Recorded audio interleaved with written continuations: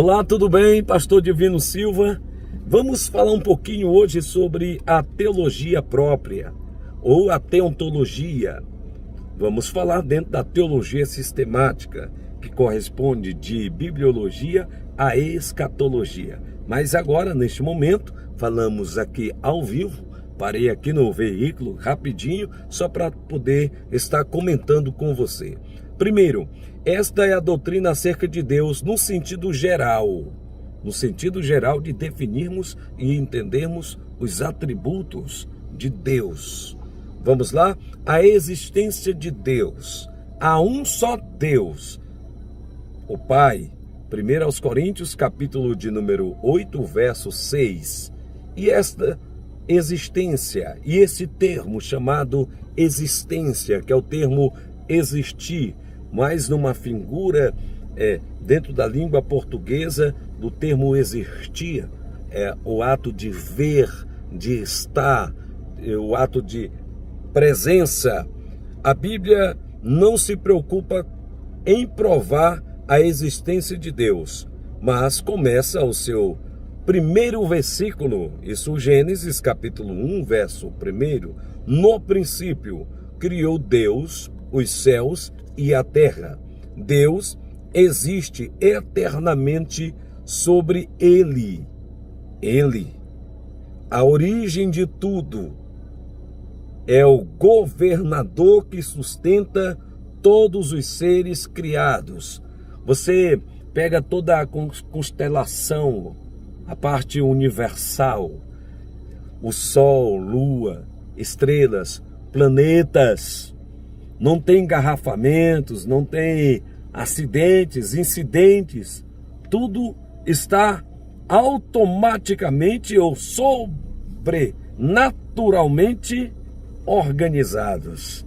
Isso compõe também o governo de Deus, a existência de Deus.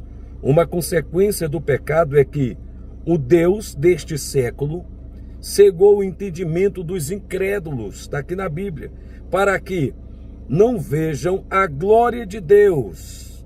2 aos Coríntios, capítulo 4, verso 4. Você vai observar que na teologia própria, esta teologia ela traz também o sentido espiritual, ou seja, os homens se fizeram deuses e senhores. A Bíblia afirma: há muitos deuses e muitos senhores. 1 aos Coríntios, capítulo de número 8, o verso 5. Porém, no meio destes deuses, é o D com D minúsculo, Deus com D minúsculo, que estão esta esfera de deuses e de senhores, é mais numa ótica, numa visão humana. Tem a parte espiritual, como se refere a outros seres, que está lá em Efésios, capítulo 6, no demais, irmãos meus, fortalecei-vos no Senhor e na força de seu poder. Aí ele vai entrar no aspecto espiritual, porque não temos de lutar contra carne e sangue. Aí ele entra, principados, potestades, dominadores. Aí vai falar o termo século também. Vamos entender aqui um pouquinho. Ele é o único Deus. Deus é o único Deus. Deuteronômio, capítulo 6, o verso 4. Fora dele não há outro Deus, ou fora dele não há outro como ele. Não há Deus maior, não há Deus melhor, não há Deus tão grande como nosso Deus. Atribuindo aí aos autores, é só um termo, não sou cantor. Fiz aqui só para cristalizar a mente. A Bíblia diz: ele é o único Deus, fora dele não há outro. Deuteronômio capítulo 4, verso 35, Isaías 42, o verso 8, e também Isaías 44, o verso 6 e 8. Verdadeiramente só o Senhor é Deus. 1 Reis, capítulo 18, o verso de número 39. Para fechar aqui, vamos falar um pouquinho sobre a sua existência. A existência de Deus é declarada perfeitamente através da Bíblia Sagrada. Em parte alguma, as Escrituras tratam de provar a existência de Deus. Às vezes a gente comete muitos equívocos. Vou provar para ti que Deus existe. Deus não precisa provar para ninguém que Ele existe. Deus é o Criador do universo. Deus criou a existência. Ele está acima desse termo chamado existência. Ele criou a existência.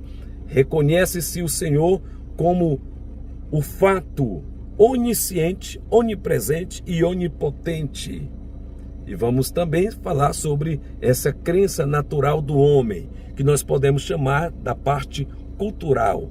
O homem, ele cria a sua própria cultura, mas no seu âmago, no seu peito, no seu coração, da sua mente, tem ali o termo chamado a existência de Deus. Essa fé não depende de provas racionais da existência do Criador. Este é o ponto inicial da relação entre Deus e o homem. Esta não é uma prova, mas um convite para que o homem venha crer na existência real do Todo-Poderoso, onipotente, onisciente, onipresente e soberano. Vamos finalizar esse primeiro momento, essa parte A. Daqui a pouquinho vamos entrar na parte B sobre a teologia própria, ainda falando sobre a existência de Deus. Abraços, Pastor Divino Silva, tudo de bom para você. Instituto Vida, valorizando a vida e o saber.